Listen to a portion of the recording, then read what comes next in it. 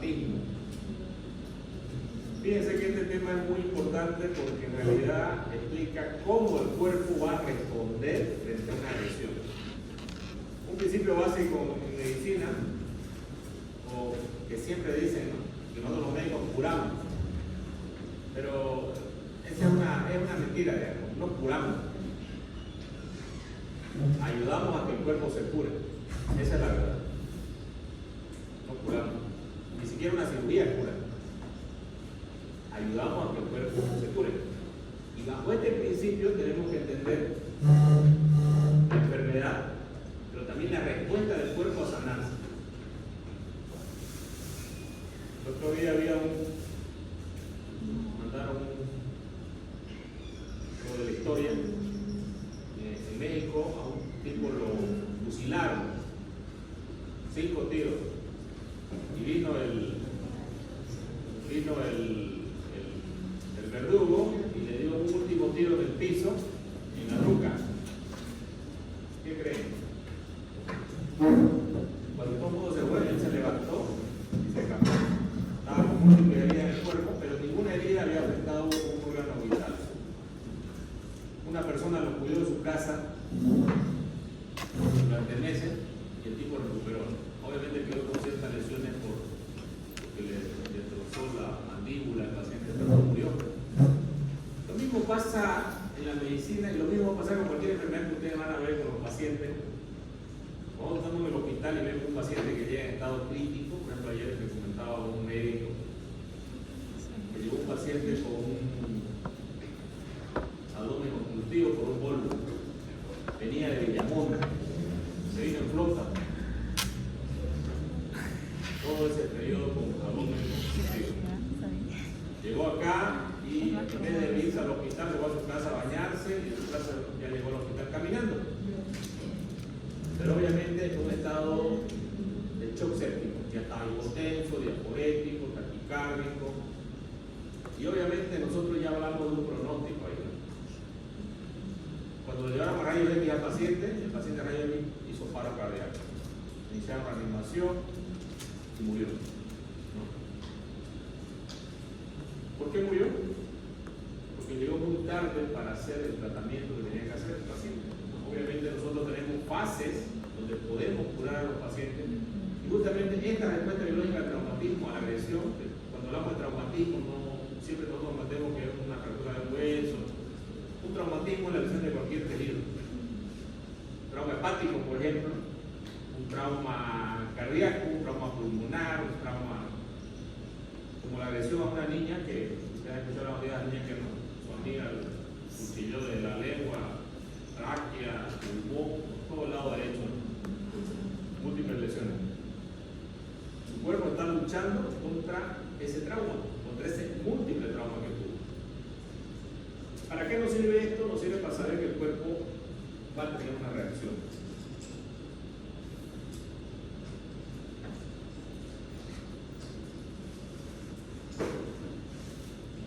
Entonces, a toda acción corresponde una reacción, ¿no es cierto? Y esto de la acción es muy importante porque nosotros vivimos ahora, y bueno, los estudiantes en esta etapa cuando ya van a los hospitales y observan, yo creo que una de las mejores actuaciones que ustedes tienen que tener ahora es observar, y ser muy buenos observadores, porque están entrando a ese mundo hospitalario, digamos. Y ese mundo que lamentablemente no van a salir, ¿no? A menos, bueno, porque sean epidemiólogos, auditores, no sean asistenciales, probablemente sí van a salir. Pero los demás no vamos a salir. Bueno, yo no voy a salir de ese mundo, digamos, hasta que el día que me jubile. Y en ese mundo, lamentablemente, los errores de los médicos se van a pagar cuando son distraídos. Entonces la distracción es algo que no tienen que haber. Cuando hablamos de la respuesta al trauma, tenemos que entender qué es el anabolismo y qué es el catabolismo. Y en medio de esos dos está el metabolismo. Cuando hablamos del anabolismo, es todo lo que se está formando y creando constantemente. Nosotros constantemente estamos construyendo, ¿no?, tejido óseo, epitelios. Hay una construcción construcción constante. Pero esa construcción constante también tiene que haber una destrucción constante. Y esa destrucción constante es el catabolismo. Por ejemplo, si hablamos del hueso, el hueso constantemente se está reabsorbiendo y constantemente se está construyendo hueso. Pero obviamente para este proceso intervienen varios factores. Y entre esos factores que van a intervenir son las hormonas. Principalmente para el hueso hablamos del metabolismo del calcio, de la vitamina D, de la paratormona. Y obviamente cuando tengamos algún desequilibrio. Y el equilibrio es importante en el cuerpo humano, sí. ¿Cuál es el sinónimo de equilibrio del cuerpo humano? ¿Quién me puede decir? Homeostasis. ¿Ya? Esa palabra es una palabra muy importante que en todos los ciclos que nosotros vamos a ver en medicina, digamos, ustedes han visto en fisiología, ya, todo tiene un equilibrio, ¿no es cierto? Cuando nos salimos de este equilibrio, evidentemente van a haber problemas. Y justamente cuando hay un trauma, una lesión de un órgano, un múltiple trauma, como esa niña, por ejemplo, que sufrió múltiples lesiones, la más severa es la del tórax, o una hemorragia, por ejemplo, que nos lleva a un choque hipovolémico hemorrágico, es una lesión, porque el cuerpo quiere tratar de equilibrarse. Y obviamente siempre va a haber una balanza, ¿no? Esta balanza, mientras estemos más cerca, o sea, más desequilibrados, no vamos a poder retroalimentar adecuadamente el cuerpo. Y esta más, o sea, por ejemplo, el shock pasa, ¿no? Si tenés un shock grado 3 y grado 4, el grado 4 está cerquita de morirte, digamos, o sea, estás ahí un pelo de la muerte. Como médico nosotros nos vamos a dar cuenta de eso. Hay un paciente con un shock séptico, por ejemplo, como en el caso que les comento, está cerca de la muerte del paciente. Y como médico yo debo saber el pronóstico que el paciente llega y lo veo. Porque al ver un paciente diaforético, al ver un paciente hipotenso, al ver un paciente sudoroso, al ver un paciente con un abdomen así, que tiene una zona que vomita fecaloideo, ¿no? Que está taquicárdico, que está taquiméico, ya yo sé que su cuerpo está desequilibrado. Y este paciente está llegando a la muerte. Entonces, ¿la cirugía también se considera un trauma? ¿Una lesión? Sí, por supuesto que sí. Por eso yo le digo lo primero, ¿curamos? No curamos, ayudamos a que se cure el paciente. Y tenemos que entenderlo esto. A nosotros nos van a decir ayudantes de la curación, no que curemos, en realidad no curamos. Pero también pueden haber otras afectaciones, porque nosotros tenemos un eje hipotálamo, hipofisiario y que va a varias glándulas, glándulas tiroides, glándulas renales, glándulas sexuales. Y obviamente el cuerpo es sabio y va a saber qué es lo que va a usar en el momento para salvar la vida de la persona.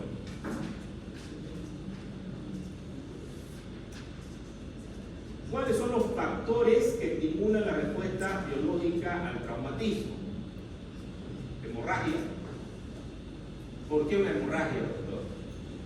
Es obvio, ¿no? Una hemorragia leve, por ejemplo, yo voy y dono una unidad de sangre, dos de repente, no pasa nada, ¿no?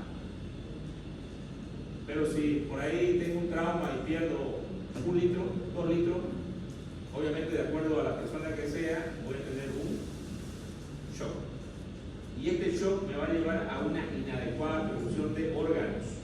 ¿Cuáles son los principales órganos del cuerpo? Cerebro, riñones, ¿cierto? Corazón, hígado. Y obviamente esto me va a desequilibrar. La deshidratación. El otro día una influencer que sacaba fotitos ahí en Instagram y de pronto le gustaba hacer senderismo, ¿no? Y se fue solita, o sea, ya hay un error ahí de un GPS, ¿sí? Bueno, se perdió. La amiga de la moto, vayan a buscar, la pillaron después de 2 días, muerta. ¿De qué murió? Deshidratación. Pero también, ¿por qué murió? Porque no estaba preparado para eso, ¿no? O sea, ella tenía que haber ido con un GPS, de repente con un teléfono celular, sino con un teléfono satelital para que la rescate. Y por el sitio ella está viva ahora, es una chica bastante joven. Cuando nosotros nos metemos a cosas sin prepararnos adecuadamente, obviamente vienen lo más grave en la vida, ¿no es cierto? Lo más grave en la vida. Pero también esto puede suceder en cuadros cuando tenemos que hacer asistencia de un paciente. La hipovolemia de cualquier tipo, sea por deshidratación, una diarrea, vómitos, un paciente con vómito obstructivo, un paciente que se deshidrató como esta chica que se deshidrató, ¿no? ¿Cuánto tiempo podemos estar sin beber agua? 2 días. 2 días. Probablemente después de un día vamos a tener ya falla de dolor porque vamos a empezar a deshidratarnos más. Y obviamente en ambientes de mucho calor extremo, obviamente que nos vamos a morir.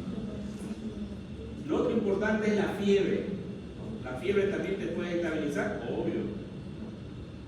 Si me da fiebre constantemente, va a hacer que los niveles de la temperatura que están elevados afecten mi hipotálamo y eso también afecte mi eje hormonal que yo tengo en el cuerpo.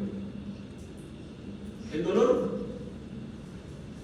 el día lunes llegó la madrugada, llegó una paciente al hospital de 26 años de edad que de pronto tiene un dolor en el flanco izquierdo, intenso, le duele, se va al baño y en el baño se escucha su mamá que se cae desmayada.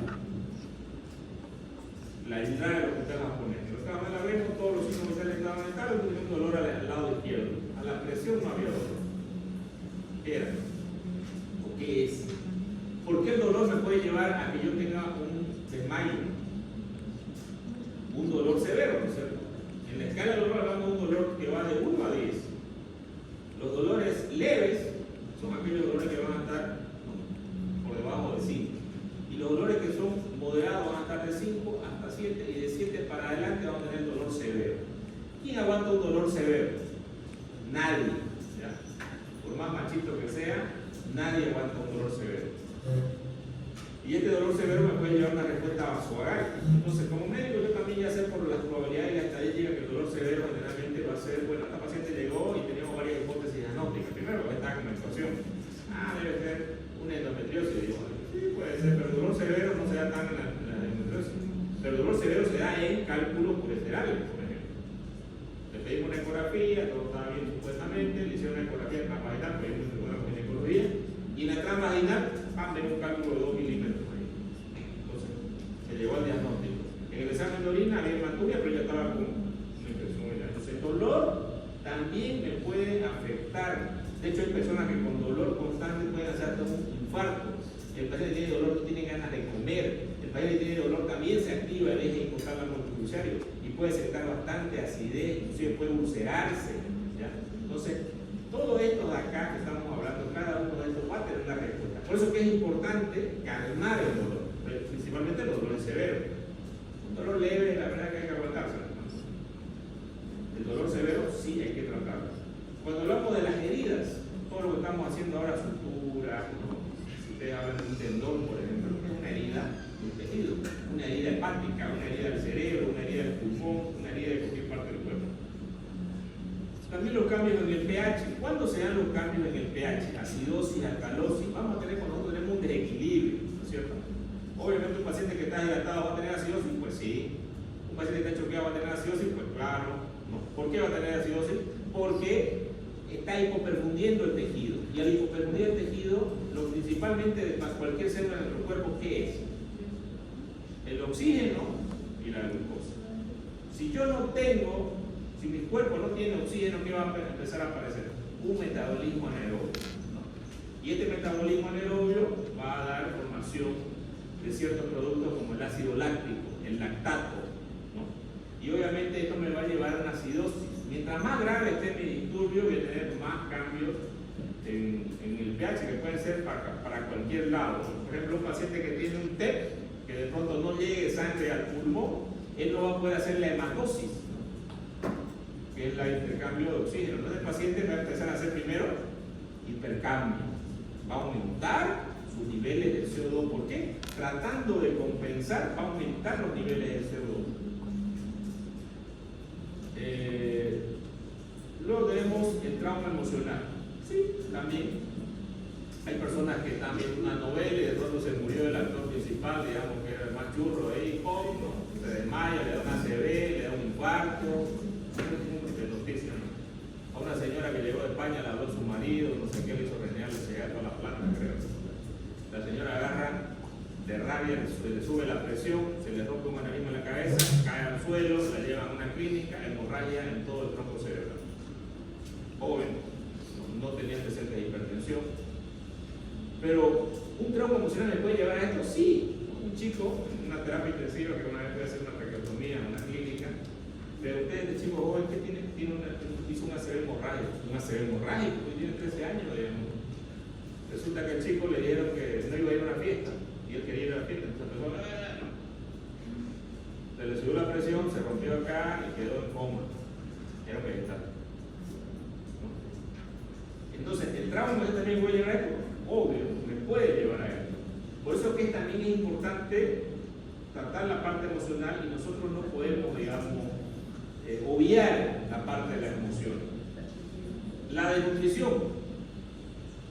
Una persona que está desnutrida no puede formar hormonas, por ejemplo. Hay personas que se ponen a hacer, por ejemplo, famosas dietas sin grasa. La grasa es importante para la formación de hormonas, ¿no? O hacen dieta y se estreñen, digamos, ¿no? Tienen un estreñimiento porque no comen fibra, ¿no? O llegan a una conclusión donde ya su cuerpo empieza a comerse su propio cuerpo, pues, y eso es lo que va a pasar, ¿no? Entonces las personas empiezan a tener un bajo peso, pero tan bajo que este bajo peso inclusive inhibe, ¿no?, muchas cosas importantes para la sobrevivencia de la persona. También los traumatismos craneoencefálicos que tenemos constantemente en los pacientes pueden afectar y son factores de los que van a tener una respuesta biológica al trauma. ¿Y qué sería la infección? La infección va a cambiar completamente nuestra respuesta biológica al traumatismo, ¿no?, debido a que la infección produce un proceso inflamatorio, ¿no?, y el cuerpo trata de desinflamar. Pero yo tengo, por ejemplo, un apéndice que está perforado, ¿no?, y este apéndice está perforado en un foco séptico dentro de la cavidad abdominal. ¿Qué tengo que hacer con este foco séptico? Tengo que drenarlo al exterior. Si no hubiéramos médicos, ¿no?, la historia de la humanidad, normalmente las apéndices evolucionan a ser un absceso, ¿no? Los egipcios, por ejemplo, agarraban y le ponían unos cataflasmas con barro, ¿no?, y entonces empezaba a poner rojito, rojito, rojito, hasta que muchas veces el absceso drenaba hacia el exterior y obviamente el paciente mejoraba. Esa es la evolución natural de la enfermedad. Pero no todos los pacientes mejoraban, muchos pacientes se morían, y es lo que nosotros vemos ahora. Frente a una apendicitis aguda, ¿cuál es el tratamiento? Es la extirpación del apéndice, porque es un foco infeccioso. Peor si es un absceso, o son múltiples abscesos, ¿no? Ayer, por ejemplo, me hablaron, me dicen, hay una tomografía que la vea y que dijo que no es su opinión, ¿no? Y en la tomografía tenía un absceso, ¿no?, en región del paritocólico izquierdo. La paciente lo había operado hace 30 días de una apendicitis aguda, de una peritonitis. Y me dice el que me llamó, doctor, ¿por qué ocurrió esto? Me dice, porque no lo lavaron bien en la cirugía. Un absceso ocurre porque no hace un buen trabajo quirúrgico. Los anestésicos también van a crear una respuesta biológica porque el paciente va a estar sometido a un adormecimiento donde él va a tener que estar intubado, va a tener que estar echado en una camilla durante horas, y mientras más horas pasa el paciente en un quirófano, más probabilidad de muerte tiene este paciente. El cuerpo también va a reaccionar contra él, ¿no? Si estoy echado todo el tiempo, no tengo, por ejemplo, en una cirugía, por ejemplo, digamos, un trasplante hepático que dura, póngame, 12 horas, el paciente, si no tiene la compresión intermitente en las pantorrillas, el paciente va a desarrollar trombos en las extremidades, y esos trombos pueden llevar a una embolia pulmonar. Y la cirugía, que fue excelente que se le hizo al paciente, probablemente, entonces, no puedo operar pacientes sin la compresión intermitente en las pantorrillas cuando una cirugía es mayor de 3 horas, o el paciente tiene factores de riesgo. Entonces, la hipoxia, que es otra cosa importante, que el cuerpo no puede funcionar sin oxígeno, pero existen muchas enfermedades que pueden ir de una hipoxia leve a una hipoxia severa. Por ejemplo, tengo un paro cardíaco ahora súbito y de pronto no puedo respirar. En 4 minutos probablemente, si no soy atendido, voy a entrar en hipoxia y en 8 minutos voy a morir. Y aunque después mi tubo me ponga oxígeno, ya no va a revertir. ¿Por qué? Porque ya hubo el daño en la célula, ya hubo la apoptosis. Cuando hablamos de hipoglicemia, también, ¿no?, hay un aforismo que dice: todo paciente que llegue sudoroso a la emergencia, ¿no?, debemos pensar en hipoglicemia hasta que se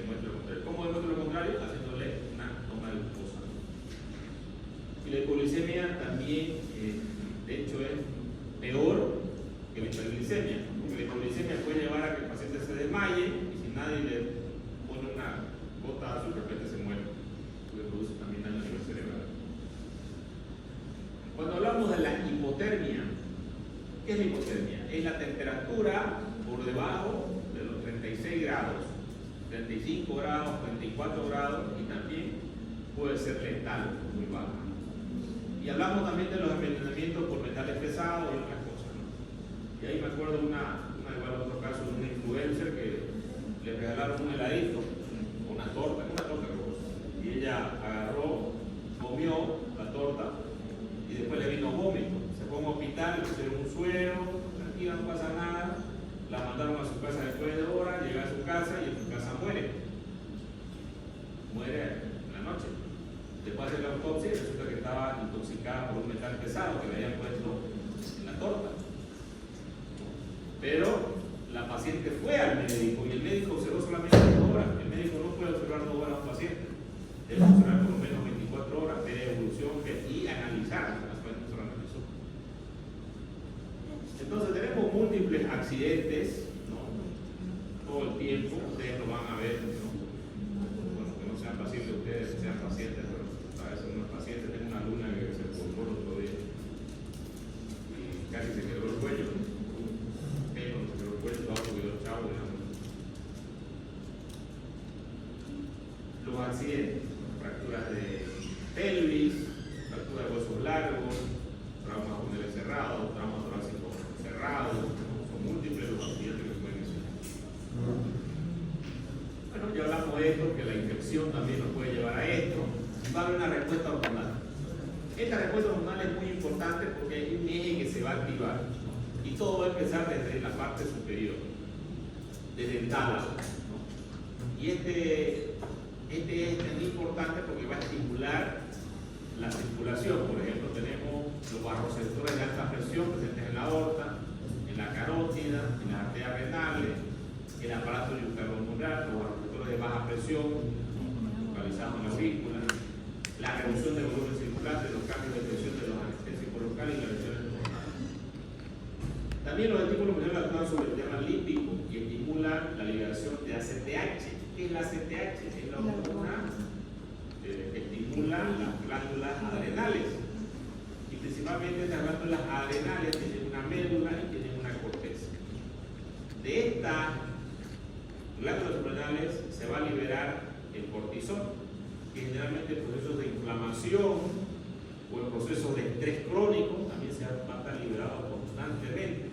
Pero también se libera para que desinflame al paciente, pero también tiene acción sobre la glucosa, porque el cuerpo al entrar en una fase de sobrevivencia, ese es el término, va a tener que activar lo que le ayuda a generar el sustrato. ¿Qué es el sustrato? Es si quieren ustedes, la molécula o las moléculas que van a hacer que nosotros podamos sobrevivir.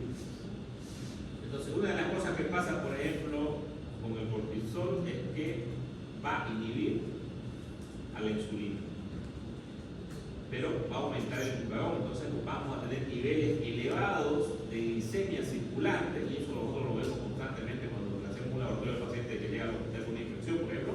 Vemos que el paciente tiene 250 miligramos de glucosa. ¿Por qué? Por la acción del cortisol. No es diabético, no es diabético. Si tiene infección, no podemos decir que es diabético, porque una vez que pase la infección y este eje se normaliza, el paciente va a volver a la normalidad. Luego tenemos también las endorfinas, que son las que nos dan satisfacción, obviamente después de ciertas actividades. De las endorfinas tienen la famosa morfina, que es una droga, ¿no es cierto?, que produce una sensación de bienestar en las personas, ¿no? Obviamente por eso las personas empiezan a usar esto, y obviamente esto lleva generalmente a la muerte de las personas. Pero tenemos nosotros también nuestras endorfinas, que son nuestras morfinas propias. Cuando yo, por ejemplo, hago una actividad, un ejercicio, ¿no?, extenuante, voy a tener esta satisfacción de estas endorfinas que la voy a tener en el cuerpo. Cuando hago alguna actividad también, otras son las catecolaminas, que estas catecolaminas son la adrenalina y la noradrenalina. ¿Para qué sirven esto? Nosotros cuando tenemos la sobrevivencia necesitamos activar el parasimpático o el simpático. El simpático, correcto. Y la que estimula el simpático son las catecolaminas, hablamos de la noradrenalina y la adrenalina.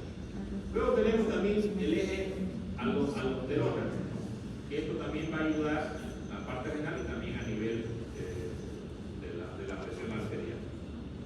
Entonces, importante acá, todas estas hormonas se van a también actuar sobre otras hormonas como la insulina, el glucagón, la somatostatina, que algunas hormonas, si hay una respuesta, también tiene que haber una respuesta inhibitoria, o sea, tiene que haber siempre lo que se conoce como el feedback, ¿no? O la retroalimentación, que en medicina se aplica en muchas partes, ¿no? Y también hasta en la vida nosotros la aplicamos, ¿no es cierto?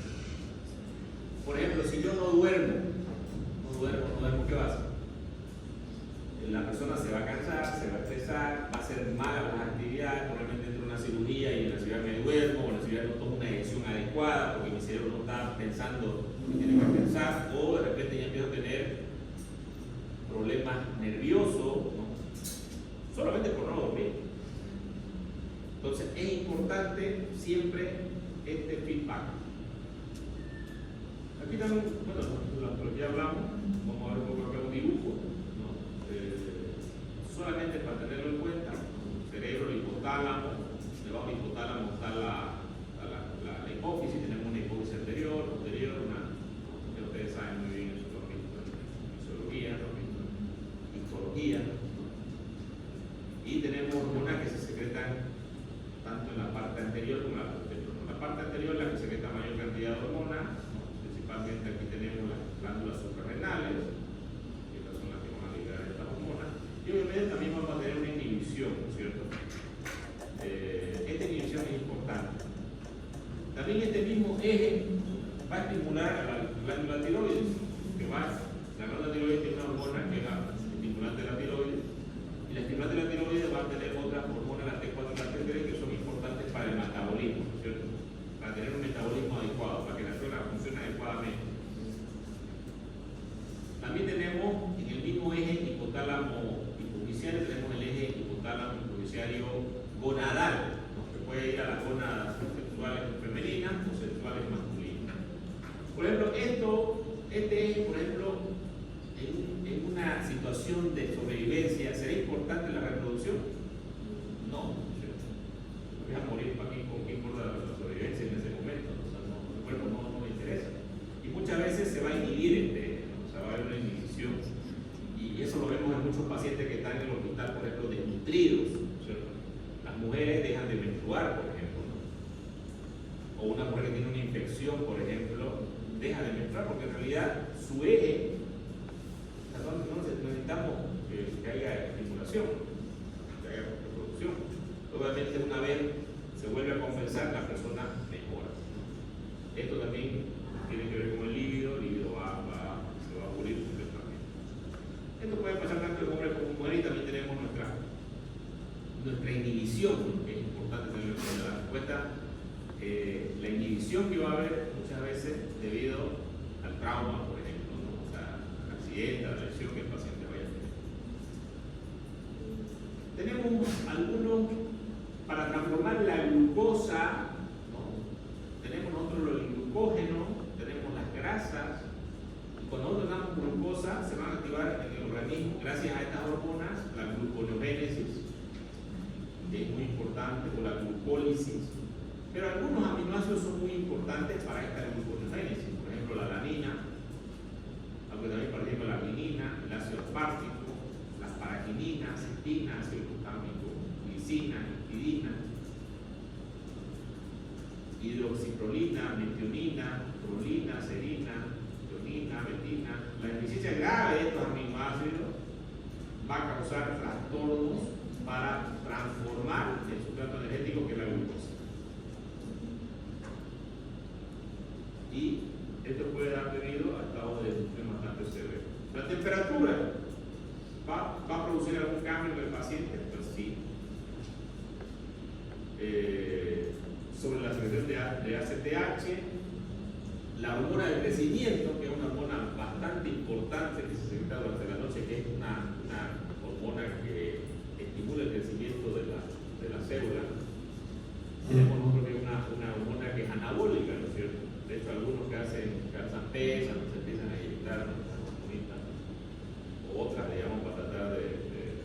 masa muscular, pero a expensas de medicación, que no es correcto, siempre va a tener un efecto colateral que puede ser a largo plazo y puede ser muy desastroso para esa persona.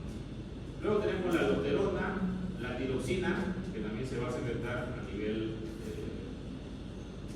de la tiroides, la catecolamina, ya dijimos que son las hormonas adrenalina, noradrenalina, que estas son bastante importantes. Entonces, cuando tenemos una hormona liberadora, ¿no?, del cortisol, de la tirotropina, que es la hormona estimulante de la tiroides, luego se van a secretar dos hormonas importantes, 34. La hormona de crecimiento también va a liberar la gonadotropina, ¿cierto? La LH y la FSH, que van a ir a estimular las gonadas. Si es la mujer, pues el ovario, y si es el hombre, los testículos, ¿no? Y estas también van a ser retroalimentadas en la mujer por la progesterona o los estrógenos, dependiendo, ¿no?, del ciclo menstrual de la mujer. Y en el hombre van a estar inhibidas por la testosterona. La prolactina también es una hormona que va a hacer la producción de la leche, pero cuando es en caso de embarazo. Luego tenemos las endorfinas, que ya dijimos, la vasopresina, que también es una acción importantísima en la presión arterial, la hormona convertidora de la angiotensina, que va a equilibrar la presión. Tenemos el eje aldosterona, renina, angiotensina, que es muy importante tenerlo en cuenta. Las catecolaminas, la insulina, que es una hormona anabólica, no hay que olvidarse, por favor, pregunta de examen. Glucagón, que es una hormona que nos va a hacer que se aumente más la glucosa, y estas dos hormonas van a estar en constante lucha, ¿no es cierto? Luego tenemos que los procesos de destrucción a la somatostatina, que me olvidaba que es una hormona inhibitoria que va a inhibir, ¿no?, de hecho, nosotros usamos, por ejemplo, la somatostatina, tenemos un análogo que se llama ocleótides, que es una molécula, es una fórmula elaborada en laboratorio, pero este ocleótides sirve para inhibir la secreción del tubo digestivo. En la anterior clase le encontré un paciente que tiene múltiples fístulas intestinales y tenía un débito de 2000 ml más o menos, ¿no? Entonces, aparte de sacar todo el contenido hacia el exterior, a ese paciente también usamos ocleótides.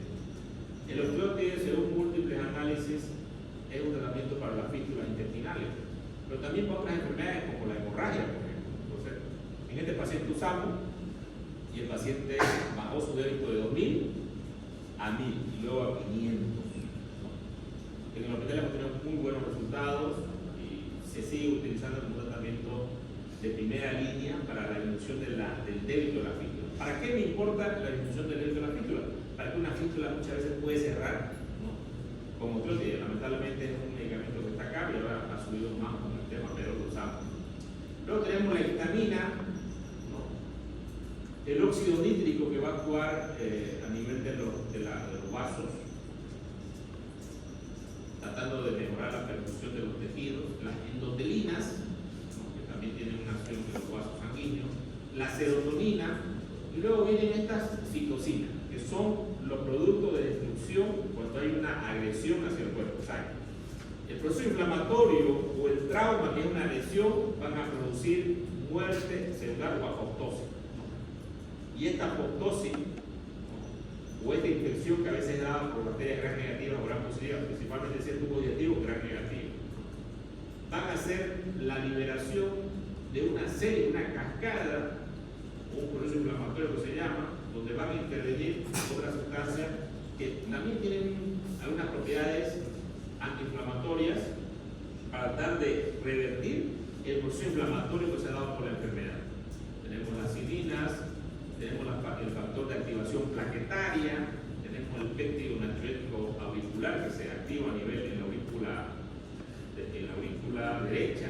Tenemos las proteínas de la fase aguda del choque, que se van a liberar. Tenemos los radicales libres, que se van a formar a partir, ¿no?, de una oxigenación inadecuada que va a haber con el paciente. Este dibujo lo explica muy bien el libro, ¿no?, y siempre es importante ver los esquemas, ¿no? Aquí dice objetivo, proveer el sustrato energético al organismo. ¿Cuál es el sustrato? Glucosa y oxígeno, ¿cierto? Si tenemos nosotros el eje, ¿no?, la liberación de las hormonas del crecimiento, crecimiento, la hormona tiroxina, la hormona ACTH, ¿no? La hormona estimulante de la tiroides, ¿no? Y cierto, la tiroides, que la pueden ver acá. Luego tenemos la prolactina, la endorfina, la vasopresina, los icosanoides, la cinina, ¿no? Y la acción del eje aldosterona, ¿no? Justamente la angiotensina va a ir a nivel pulmonar a hacer su activación. Entonces, este es, ¿no? La angiotensina renina. Luego tenemos reservas de glucógeno en ciertas partes como el hígado, por ejemplo, ¿no? Que normalmente es la primera, cuando una persona está sin alimentación, va a ser el primer lugar donde va a requerir el cuerpo para la transformación en glucosa, y para eso necesita los gluconeogenes, ¿cierto? Luego tenemos nosotros también que el páncreas tiene una acción muy importante. Tenemos las células beta del páncreas, que son las productoras de insulina. La insulina es una hormona que va a hacer que la glucosa ingrese dentro de mi célula, ¿no? Pero también tiene su hormona contrarreguladora. Tiene dos hormonas contrarreguladoras. Una es el glucagón y la otra es la somatostatina, ¿no? Y obviamente estas también van a ser activadas, por ejemplo, en procesos como, por ejemplo, un shock, ¿no? Se va a liberar el ACTH y el ACTH va a estimular el glucagón, se va a inhibir la insulina, ¿no? En la primera fase, pero obviamente eso se va a equilibrar. Tenemos luego, tanto en la médula como en la corteza de la glándula suprarrenal, la producción del cortisol y la catecolamina. Y estas, a su vez, van a tener acción sobre el organismo. Luego tenemos los estrógenos, ¿no? O si es varón, pues vamos a tener los que van a inhibir la secreción, van a ser en la mujer los estrógenos, la progesterona, y en el varón va a ser la testosterona. ¿Qué es lo que sucede con la persona? Aquí tenemos un traumatismo, una fractura ósea, por ejemplo. Entonces, ese es el estímulo aferente. Aquí ustedes ven esta cinta que dice mis hormonas, ¿cierto? Claro. Constantemente nosotros estamos secretando hormonas frente, y esa es la respuesta del organismo, la secreción de estas hormonas para poder sobrevivir. Y estas hormonas están reguladas desde la parte del cerebro, por ese famoso eje hipotálamo hipoficiario, que es muy importante conocerlo y entenderlo. Aquí tenemos la hormona liberadora de la tiroides, ¿no? Que hay una liberación y va a liberar dos hormonas principales, T4, T3. Y obviamente, cuando estas hormonas están aumentadas en el torrente sanguíneo, la otra hormona se va a inhibir. O sea, este es un ciclo constante, ¿no es cierto? Es parecido al ciclo circadiano, pero que uno duerme, despierta, duerme. O a cierta hora te da más hambre, porque a esa hora comes, no almorzar. Y esto se contrarregula. Cuando dicha hormona se produce en exceso, también condiciona a una glucogenólisis o gluconeogénesis, proteólisis, lipólisis, y se produce en el cuerpo cetónico, ¿no? Por ejemplo, los pacientes que tienen hipertiroidismo, ¿no? Que se desequilibra la hormona por alguna enfermedad que tenga el paciente, o por puede ser una enfermedad autoinmune, por ejemplo, con neimacetón, por ejemplo.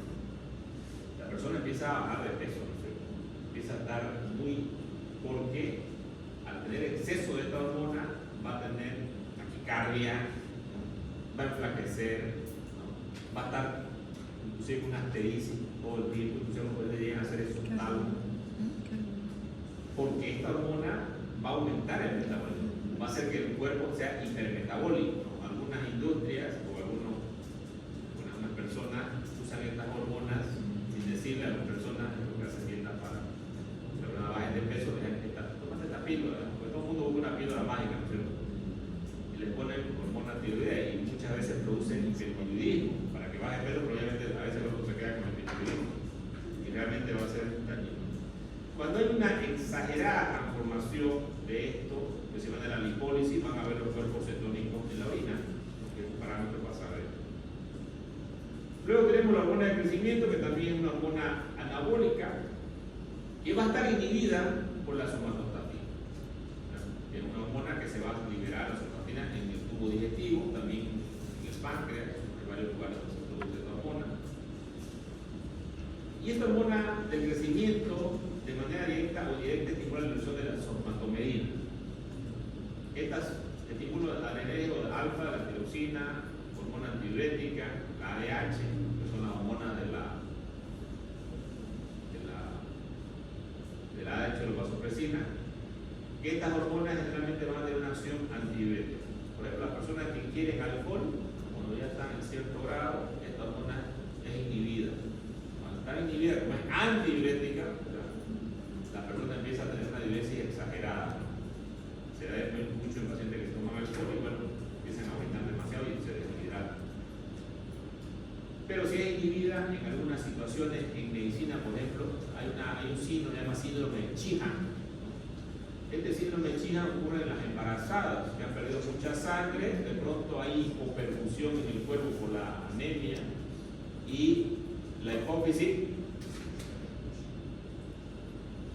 no produce más esta hormona porque hubo una isquemia.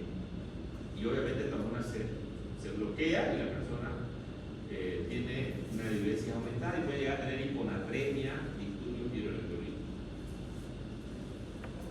Esta hormona promueve el anabolismo, ¿no? O sea, anabolismo, ¿ya? Y favorece la obtención de grasas como sustrato energético a través de la lipólisis. Esta es otra cosita que se meten los que quieren hacer masa muscular, empiezan a inyectarse con el crecimiento, lo que son los músculos más pequeños. Muy bien, gonadotrofina y hormona sexual. Ya dijimos que estas hormonas en realidad en las orillas no son importantes, ¿no? ¿Quién inhibe la gonadotrofina y la hormona? El estrógeno, la progesterona, en los varones el andrógeno, también la prolactina. Esta respuesta biológica no la necesitamos generalmente en la sobrevivencia y generalmente van a estar inhibidas, ¿no? De hecho, por eso hay trastornos menstruales en los pacientes que están internados y en mujeres, y la pérdida del líbido sexual también en los pacientes químicos, ¿no? O sea, una persona está enferma, pues eso es lo menos que quiere. Luego tenemos la prolactina, que también dirige la hipófisis, produce lipólisis y promueve la retención del nitrógeno. Su modulación plasmática se eleva en el postoperatorio, porque también favorece una. Tenemos luego las endorfinas. Esta sustancia actúa en múltiples receptores, tiene efecto en el aparato cardiovascular, produce hiperglucemia y suprime el funcionamiento del aparato mental. ¿Para qué produce hiperglucemia? Para que nosotros podamos ocupar esta hiperglucemia. ¿Y por qué suprime el aparato, la función del aparato inmunitario? Para evitar también en respuesta a la sobrevivencia. Luego tenemos la vasopresina, que se sintetiza en los núcleos supraópticos y paraventriculares del hipotálamo. El principal estímulo que condiciona es la liberación de cambios de la osmolaridad plasmática. Sabemos que la osmolaridad va de 280 milimoles a 310 milimoles. Aunque el dolor, entonces en el cuerpo hay barroreceptores que van a detectar, o osmoreceptores que van a detectar la osmolaridad plasmática, pues sí, tenemos en el cuerpo osmoreceptores, porque si la osmolaridad se encuentra alterada, vamos a tener una hiperosmolaridad. Y obviamente aquí va muy relacionado con la hormona antidiurética, por eso que estas dos hormonas que se secretan justamente en la hipófisis posterior, ¿no? Porque van a tener una acción sobre el equilibrio hidroelectrolítico y el equilibrio osmótico. Entonces, ¿cuándo se van a activar? En el dolor. La hipovolemia también eleva sus niveles para tratar de regular, ¿no es cierto?, el cuerpo o el volumen de. Sabemos que la osmolaridad, si está disminuida, el líquido va a extravasar hacia el intersticio. Y por eso, por ejemplo, cuando vemos un paciente séptico, vemos un paciente que está hematizado, inflamado, y como alumno vemos a ese paciente y a la semana siguiente, después de haberlo operado, digamos, lo ven de nuevo, y yo le pregunto, ¿cómo lo ven? Lo veo más flaco. En realidad el paciente está edematizado en la fase inicial porque hay un cambio, o sea, los líquidos se pasan al intersticio y es un tercer espacio y está completamente edematizado. Y y luego esto mejora porque ya el paciente regula al sacar el foco infeccioso. Los agentes adrenérgicos alfa y péptido natriurético inhiben su liberación. Su principal efecto consiste en estimular la absorción de agua de los túbulos contorneados distales y el túbulo colector. Anudando lo anterior también produce vasoconstricción periférica, en particular en el lecho esplácnico. ¿Cuál es el lecho esplácnico? El lecho esplácnico es todo el intestino. ¿Cuánto mide el intestino? 6 a 8 metros más o menos. Entonces, cuando nosotros tenemos un grado 1, lo primero que hace el cuerpo es quitarle sangre a la piel y al lecho esplácnico. Y con esas 500 ml que hemos perdido, el cuerpo sigue circulando normalmente. Por eso, con el 8 grado 1, el paciente tiene buena respuesta cardíaca, renal, todo está bien, no tiene comorbilidades. El paciente no se va a poner pálido, pero también su intestino va a estar pálido. Yo necesito el intestino para algo, para sobrevivir en ese momento. No. Por eso es que le quitan sangre. Entonces, va a haber una vasoconstricción a nivel del sistema esplácnico. Las catecolaminas son muy importantes. De hecho, nosotros tenemos ya análogos de esta sustancia que nosotros las utilizamos en medicina, ¿no? De hecho, cuando un paciente está con hipotensión, ¿no?, un shock séptico, usamos catecolaminas. Un shock neurogénico, usamos catecolaminas. ¿Cuáles son estas? Son las noradrenalinas. ¿Cuál es su acción? ¿No? Liberan en las secreciones axonales las neuronas procaminales simpáticas, ¿no? La adrenalina se sintetiza en la médula suprarrenal y principalmente ambas hormonas se elevan durante la respuesta al traumatismo. Se elevan, ¿no?, porque es una respuesta fisiológica a la sobrevivencia, ¿no? Si, por ejemplo, alguien me pone un cuchillo, digamos, yo trato de correr, ¿no?, y obviamente en ese momento tengo inclusive fuerza para escapar. Cuando en el hospital pasó un día, estábamos ahí, había la sala de reanimación, una sala así más o menos a la mitad de esto, múltiples pacientes acá, sabíamos que teníamos que operar, que estaba fracturado, esto que estaba, hay varios ahí. Y de pronto, ¿no?, nos falta el interno distraído, digamos, que estaba ahí, ¿no?, creo que sacando una gasometría, y ¡pum!, empuja el tanque de oxígeno. El tanque de oxígeno, ¡pum!, se cae allá. Y todo el mundo, ¡ah!, va a explotar. ¿El tanque de oxígeno va a explotar? Para su información, el oxígeno es más explosivo que el gas. El otro día explotaba esto que sueltan para el país de lado, por acá, cerca. Amputa pierna, explota el tanque y amputa pierna. Se lleva a una clínica y el paciente se murió. Pero obviamente en ese suceso que pasó en el hospital, los pacientes que estaban ahí, no vieron que estaban con fractura. Toditos salieron corriendo a la calle, digamos, no sé qué algo, toditos afuera. Y todo el mundo esperaba que pase algo, no pasó, gracias a Dios, nada.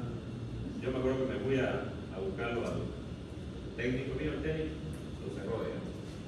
Pero obviamente, ¿por qué la gente tiene, si está fracturado, cómo pudo hacer esto, digamos? La adrenalina. ¿Pero qué pasó con ese que hizo eso? Por ese sobreesfuerzo, ¿qué pasó? Se infartó. Se infartó.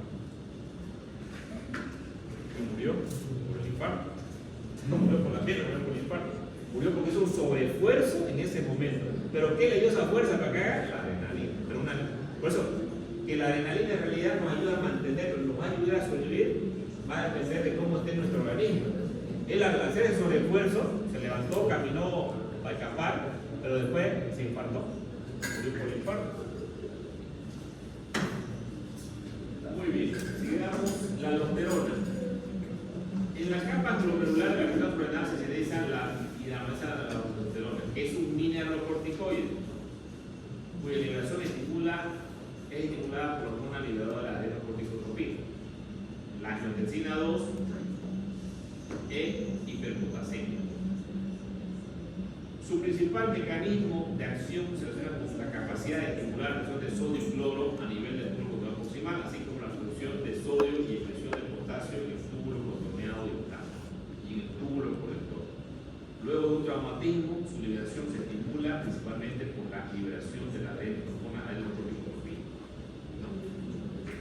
Luego tenemos otra hormona que es la renina-angiotensina. Su control principal es el eje renina-angiotensina. Este mecanismo está mediado por receptores neurógenos del aparato intraglomerular. cual responden a estímulos adrenérgicos beta, ¿no? Y los efectos adrenérgicos beta son de la adrenalina. Dichos receptores se estimulan ante la presencia de hipotensión arterial y ante una disminución de la concentración de cloro en la nefrona distal, ya que la circulación renina se convierte en angiotensinógeno, angiotensina 1 y actúa simultáneamente como precursor para la formación de angiotensina 2. Este proceso tiene lugar en los pulmones a través de una enzima que es la enzima convertidora de angiotensina. Y ustedes saben que hay en la industria de los medicamentos, como IECA, justamente aquí tienen su acción para bajar la presión. La angiotensina 2 actúa sobre el aparato cardiovascular en el equilibrio hidroelectrolítico, en la modulación de la hormonal y el metabolismo. Si yo les pregunto, por ejemplo, en el examen, ¿qué órgano interviene en el equilibrio hidroelectrolítico? ¿Ustedes qué me responderían? ¿Cuál sería el principal órgano que interviene? Exactamente. Entonces, el riñón es importante. Sí. Cuando tenemos una falla renal, vamos a tener un disturbio hidroelectrolítico, ¿ya? O sea, todo está encadenado. No les puedo decir.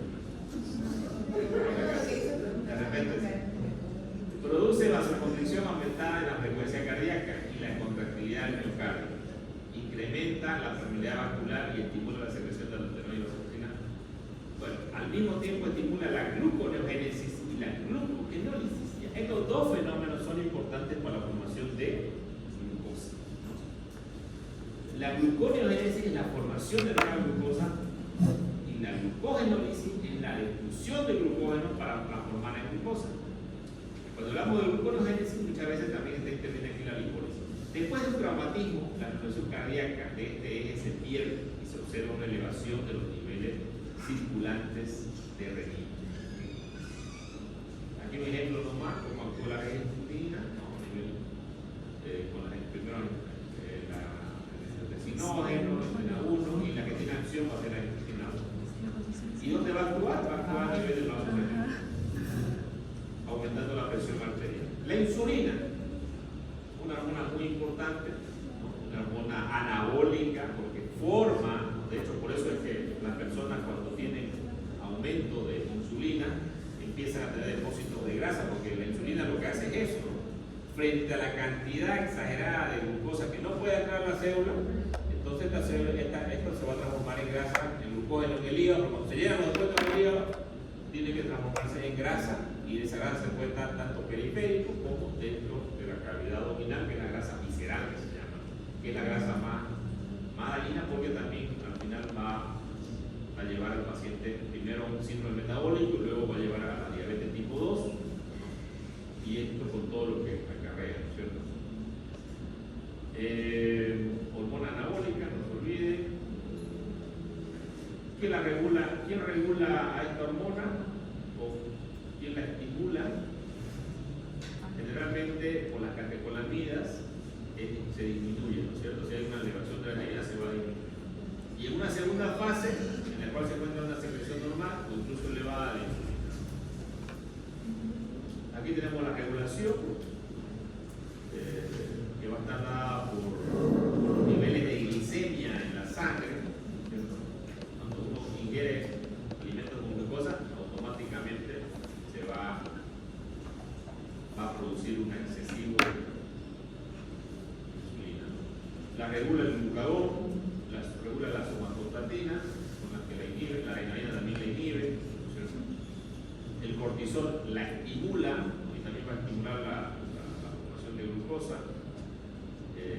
Por eso que en los procesos infecciosos que nosotros vemos, el paciente va a tener una elevación de la glicemia justamente por esta estimulación del glucagón e inhibición de la insulina. El glucagón se produce en las células alfa del páncreas y el estímulo para circulación cuando hay hipoglicemia. Cuando hay hipoglicemia, automáticamente se libera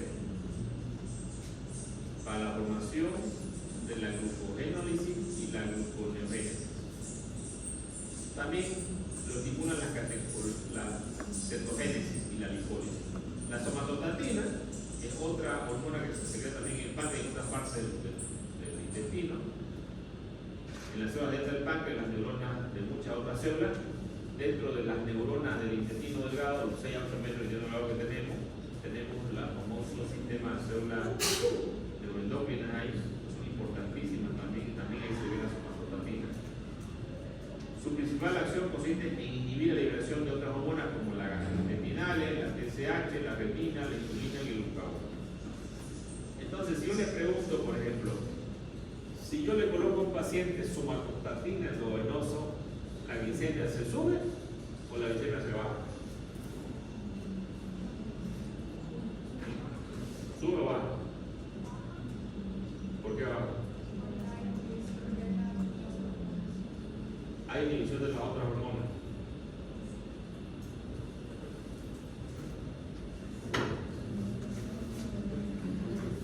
La calicreína y las cininas son aquellas que se van a producir de la degradación del cininógeno por medio de las proteasas llamadas calicreína.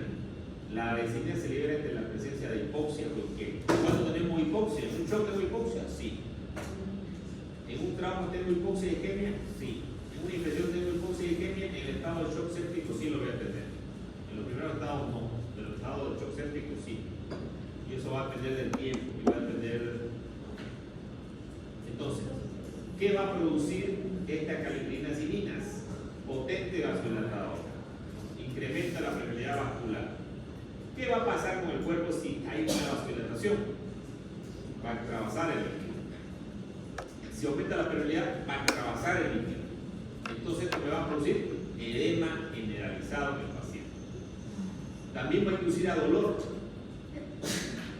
Y en el sistema respiratorio puede broncoconstricción. Y va a llevar a hipoglucemia. En ocasiones se puede incrementar la retención de nitrógeno, producir vasodilatación renal, reducción del flujo sanguíneo renal, aumento de la formación de la renina, incrementar la retención de sodio y agua. Entonces, muchos de estos efectos se van a ver en los túbulos posteriores tanto proximales como distales, también con la activación de otras hormonas como la aldosterona van a funcionar acá. La serotonina es un neurotransmisor derivado del triptófano. El triptófano es un aminoácido que condiciona vasoconstricción, broncoconstricción, incrementa la lesión plaquetaria, rescate y contractilidad del miocardio. Se va liberando el traumatismo, libera cantidades mayores de esta hormona durante el traumatismo. La histamina actúa en la membrana celular, receptores H1, produciendo broncoconstricción, incremento de la motilidad intestinal, incremento de la contractilidad del miocardio. Y los receptores H2 son estimulados, incrementados por la secreción gástrica, la frecuencia cardíaca, la función neurológica. ¿Ustedes se acuerdan de los inhibidores H2, cierto? También se usan en respuesta a las alergias, pero también se usan como inhibidores de la secreción gástrica, y este es el principal mecanismo.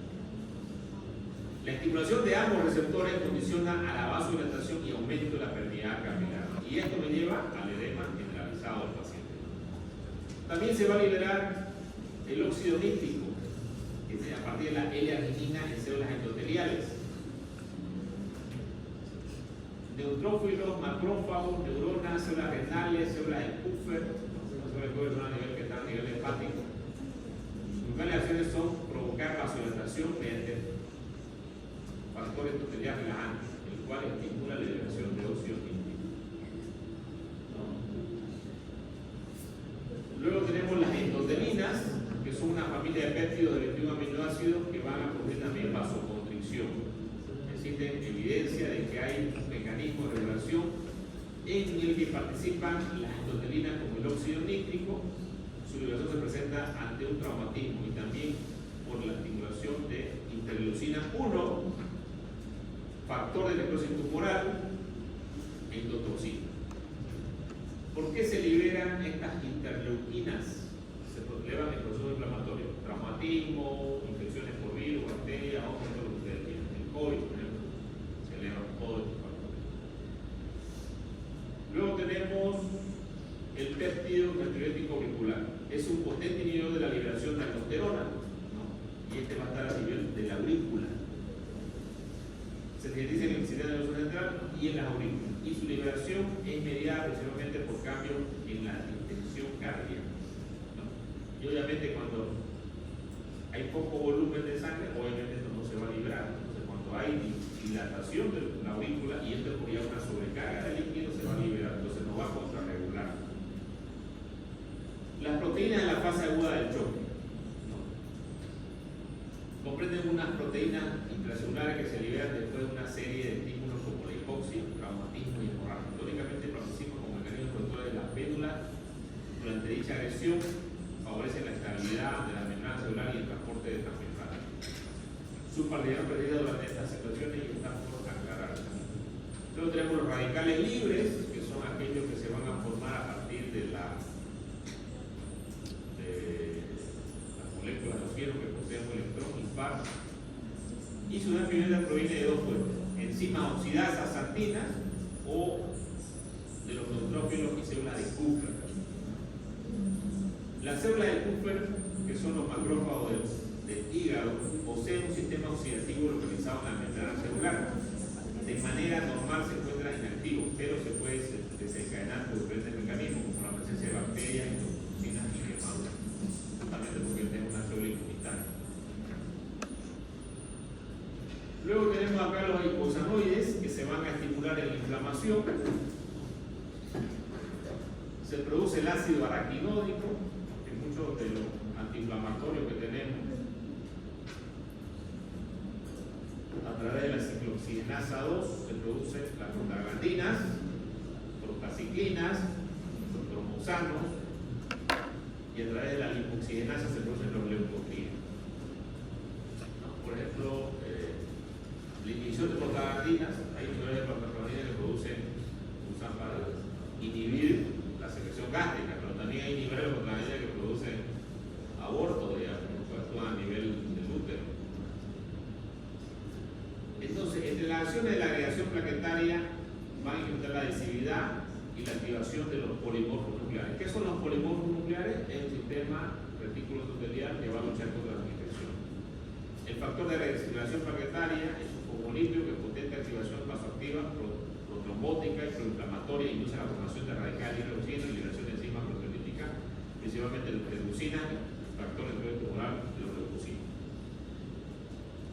Nosotros vemos que los pacientes que tienen sepsis crónica, por ejemplo, ustedes van a ver plaquetosis. O sea, las plaquetas están por encima de 400.000, 500.000. Y lo van a ver cuando vean el programa de los pacientes. ¿Por qué estos pacientes que tienen plaquetosis? Justamente porque hay una inhibición de este factor de acción plaquetaria, entonces empiezan a hacer plaquetas. Luego tenemos las citocinas, que son producidas por macrófagos y linfocitos, pero también por células endoteliales, queratinocitos, células queratinoplasmosas. Ejercen efecto directo y pueden activar y potenciar la liberación de acción y otros mediadores inflamatorios. Entonces, cuando nosotros estamos frente a esto, estamos frente a la inflamación. ¿Ya? Entonces, la inflamación va a producir la liberación de estos factores, esta cinina, de estos leucotrienos, factor de tumoral, factor de activación de la plaqueta, eicosanoides que tratan de desinflamar al paciente. Aquí tenemos el factor de tumoral, que también se va a activar por ciertas interleucinas que son la 1, la 8, y eso también va a incrementar la formación de radicales libres, porque lo que el cuerpo trata es tratar de luchar contra la infección, tratar de lesionar. Esto va a promover también la fagocitosis, que es la expulsión de bacterias, la producción de fosfolipida pasa A2 y también va a estimular el nitrógeno, perdón, el óxido nítrico. Luego tenemos las interleucinas 2, que estimulan la respuesta leucocitaria y la proliferación de los T. Tenemos una inmunidad que es celular y una inmunidad que es mediada por anticuerpos. Cuando la proliferación T es una inmunidad celular. La liberación de interleucina 1 induce a la fiebre, anorexia, no tiene ganas de comer el paciente. Nosotros vemos mucho estos pacientes, como ustedes ven un paciente y le preguntan, ¿tiene hambre? O una infección diabética, por ejemplo, un paciente que tiene... No es. Los únicos pacientes que tienen hambre y que se salen de esta regla son los pacientes obesos. ¿Ya? El paciente obeso sí tiene hambre, está con unas peritonitis, a veces perforado, hijo. Es el único paciente que yo he visto que no hay la anorexia. No sé si es que tiene otra hormona que le hace que le dé hambre, pero después todos los otros pacientes no quieren comer. No tienen hambre y es un signo que yo me doy cuenta que me está mal. Aumento del consumo de oxígeno. Actúa en conjunto con el factor del tumoral y la insulina 6 para estimular el hígado y la síntesis de proteína en la fase aguda del choque, así como la elevación de la hormona del cortisol. Bueno, aquí hay un cuadro que explica muy claramente cuál es la respuesta al trauma. Vamos a tener una respuesta inicial, no sé si dicen ustedes acá. Ya vamos a acabar. No, fíjense, acá está la respuesta, hay salud y de pronto en esta fase un trauma, ¿cierto? Y la salud que el paciente tiene se va a ver comprometida porque tiene que de repente esta niña que le acuchillaron por todos lados, un choque hemorrágico, trauma pulmonar, no puede respirar. Y es operada en el hospital y queda acá, ¿cierto? Si es que la paciente no equilibra, porque no la trata, no la cura, si tiene una infección, el paciente va a pasar a esta línea de acá que es la muerte. ¿Ya? Pero si llega a esta fase, vamos a tener una fase EP, ¿no? Que es una fase hipodinámica. El cuerpo trata de disminuir la presión arterial para tratar de salvar la vida del paciente. Una fase hipodinámica. ¿Será importante que yo aumente la presión ahí? No. La presión que se mantenga para que oxigene adecuadamente mi tejido me va a sobrevivir el paciente, ¿no? Luego de esta fase que se reguló, viene una fase hiperdinámica, donde el cuerpo quiere regenerar tejido. A esta fase se conoce como fase hiperdinámica de fase flow, que es esta fase de acá. En esta fase, nosotros vamos a tener el catabolismo, porque si tengo un shock, si tengo una infección, ustedes quieran una fractura, mi cuerpo trata de regenerar esto, entonces voy a desgastar, necesito la cantidad de nutrientes que yo necesito. Si yo tengo una fractura, por ejemplo, si yo necesitaba 2000 kilocalorías por día, voy a necesitar 5000 probablemente con trauma o con una infección, y es justamente ese por qué los pacientes pierden peso, ¿no? Cuando no reponemos esa cantidad de nutrición enteral o parenteral, ¿no? El paciente se va a consumir. Esto se conoce como catabolismo, a la destrucción. Pero luego que paso de esta fase hiperdinámica, mi cuerpo, si ya tengo los nutrientes adecuados, principalmente tanto la glucosa, el oxígeno y otros, y la nutrición, voy a entrar en una fase de regeneración, de producción de tejido. Mi hueso que estaba fracturado lo voy a regenerar, voy a poner un callo óseo. Mi hígado que estaba destruido lo voy a regenerar. Entonces a esta fase ya es la fase anabólica, que se conoce como fase anabólica. Entonces este cuadro lo explica muy bien, muy sencillo de entenderlo, y es el resumen prácticamente de todo lo que hemos visto acá. Esto es un poco de las hormonas que hemos hablado. Bueno, y aquí tenemos, por ejemplo, el consumo de oxígeno, el consumo energético de reposo y las diferentes patologías que podemos tener, que pueden haber quemaduras mayores, septicemia, peritonitis, traumatismo esquelético, cirugía programada, ¿no? Y vamos a tener también la inanición. ¿Qué es la inanición? Es cuando no podemos alimentar a un paciente. Lo que yo subí mucho cuando era residente, pacientes que morían porque no podían comer o tenían una fístula y el paciente comía y todo se le salía y al final el paciente moría porque su cuerpo no podía absorber los nutrientes adecuados, ¿no? Entonces esa es la inanición, la falta de alimento.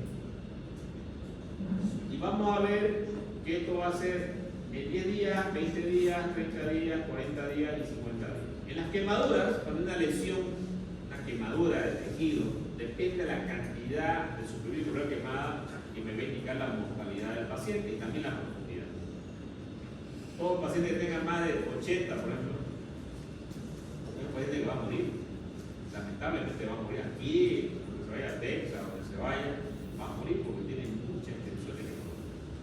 Y se va a morir por el proceso inflamatorio severo que el paciente tiene y no se puede compensar. Desagradablemente hemos visto muchos casos de esto. Una chica vino interna, que era del francés, una colombiana. De pronto, ella tenía que venir al hospital un sábado y de pronto su cuarto donde ella vivía, ya estaba en el baño, salió y explotó. Supuestamente no se sabe hasta ahora qué fue lo que explotó. Dicen que no tenía cocina a gas. Alguien dice que fue el aire acondicionado. Pero bueno, la chica llegó al francés, ahí la traen al japonés, 80 años que más. En el francés la intuban, aquí en el japonés llegan la operamos, yo puedo entrar a una limpieza a la segunda, $72. Murió, 18 años. ¿Por qué murió? Por la extensión del trauma. La extensión del trauma. Un trauma bastante severo. Ese paciente que le comenté al comienzo que llegó desde Villamonte, obstruido, perforado probablemente, séptico. ¿De qué murió? Mucho séptico. O sea, depende de la fase donde el paciente llegue, nosotros podamos ayudarle a su cuerpo. Obviamente hay fases donde o sea, siempre vas a intentarlo. No quiere decir que, no, llegó 80% que se vaya allá a la morgue. No. Yo como médico siempre tengo que intentar salvar la vida del paciente. Aunque yo sé el pronóstico que es malo, tengo que hablar con la familia del pronóstico es malo. El pronóstico de muerte es algo, pero tengo que siempre intentarlo. Siempre tengo que intentarlo. Jamás puedo decir yo no. Así sea un cáncer terminal, un HIV, lo que sea. Yo tengo que intentar salvarle la vida, darle calidad de vida al paciente. Jamás puedo no asistir a un paciente. A menos que el paciente diga, doctor, y tenga tatuado o me haya firmado, no me reanime cuando llega a la emergencia. Yo tengo un cáncer terminal y no quiero que me reanime. Llega a la emergencia, tiene su vida ahí, no lo reanime. Respeto también la muerte, pero también como médico yo siempre tengo que actuar, ¿no? Solamente en esos casos donde ella no tiene que actuar, pues actúa, cuidado, que viene un juicio por salvarlo. El traumatismo esquelético es otra de las causas, si voy a programar. Fíjense que de todas estas lesiones que el paciente tiene, ¿cuál es la más grave? La que más duele. Y obviamente, si tuviera que decir entre de cuáles morir, pues esta no elegiría. Pero para los que se portan mal, ya sabemos que no hay. Eso hace bien.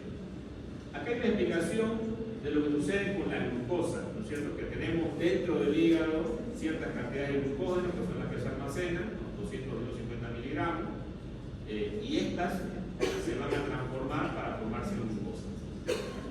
Aquí el famoso ciclo de Cori, ¿no? Que es la transformación, ¿no? En el músculo, aquí tienen ustedes el músculo, y en el hígado, ¿no es cierto? Debido a la actividad física extenuante se forma ácido láctico, que va a dar formación al lactato, ¿no es cierto? Este lactato va por la sangre hasta el hígado, y en el hígado este lactato se va a transformar por la gluconeogénesis en glucosa. Si tenemos demasiada cantidad de glucosa, se va a almacenar en forma de glucógeno.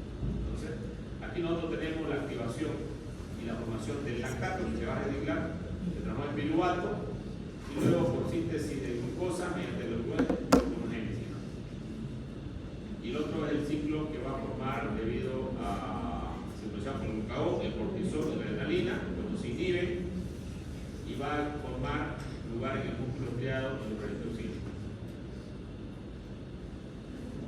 Bueno, cuando hay la lipólisis tenemos la activación de los cuerpos cetónicos que también se van a liberar a nivel de la orina y se ven algunos procesos de los pacientes, pero también vamos a tener esto es parte de órganos vitales como el miocardio, el encéfalo, corteza renal, músculo estriado.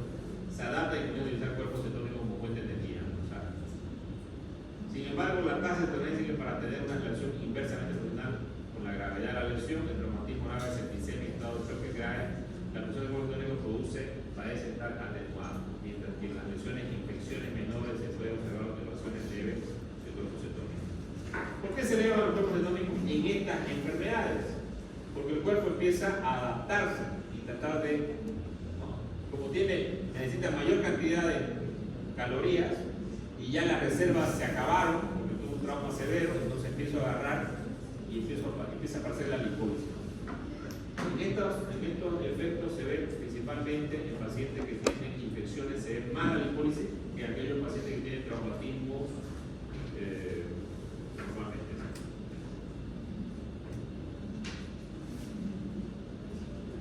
Bueno, el sobreexceso de aceite encima se utiliza para la dieta del cuerpo cetónico siempre que el cuerpo requiera mayor aporte energético. ¿Qué pasa con la lipólisis y la oxidación de grasa? Hay también el glicerol que es utilizado del hígado y los riñones para la síntesis de glucosa a partir de gluconeogénesis, mientras que los ácidos grasos libres se unen a la albúmina y son transportados hasta los sitios de mayor demanda energética. La vía de la carnitina, ácidos grasos libres que se unen a la riboenzima A, citoplasma, el cual no puede atravesar la membrana mitocondrial externa. Los ácidos grasos conjugados por la riboenzima A se utilizan por vía de la carnitina para entrar dentro de la membrana mitocondrial interna y a la mitocondria, ¿no? Y obviamente vamos a llevar la energía. Este es el resumen, ¿no?, de las fases metabólicas del trauma. Ya dijimos la fase inicial, donde va a haber una fase hipodinámica, fase E también se llama, estado de choque. Va a haber una disminución de la percepción visual, va a haber una disminución de la velocidad metabólica, ¿no? Se van a disminuir va a haber una disminución del consumo de oxígeno de los tejidos, es la disminución del VO2, va a haber una disminución de la presión arterial, va a haber una disminución de la temperatura. Si nosotros estabilizamos al paciente acá y no se nos muere, vamos a pasar a la fase flow, una fase aguda, donde va a haber una fase hiperdinámica, ¿no? Va a haber aumento del glucocorticoide, de cortisol, aumento del glucagón, ¿no?, para inhibir a la insulina y aumentar los niveles de glicemia para que el cuerpo los empiece a transformar. Va a haber un aumento de la catecolamina, liberación de citocinas y mediadores lipídicos que van a darse por el trauma, por la lesión del órgano de las células, por la apoptosis que va a haber en este paciente. La producción de proteínas es importante para la formación tanto de globulina como de albúmina. ¿Para qué es importante la albúmina? Para la cicatrización. Yo no voy a cicatrizar ningún tejido que tenga en mi cuerpo si no tengo albúmina, si mis albuminas son bajas. Los normales, los niveles normales son de 3.5 a 5.5. Entonces, también necesito producir globulina, que son mis anticuerpos, y las globulinas también son proteínas, ¿ya? Aumento en la excreta de nitrógeno, obviamente por la destrucción de proteínas también va a haber un aumento de la pérdida de nitrógeno, aumento de la velocidad metabólica, ¿no? Acá, como el cuerpo tiene que regenerar, tiene que formar nuevo tejido óseo, nuevo tejido muscular, nuevo tejido hepático,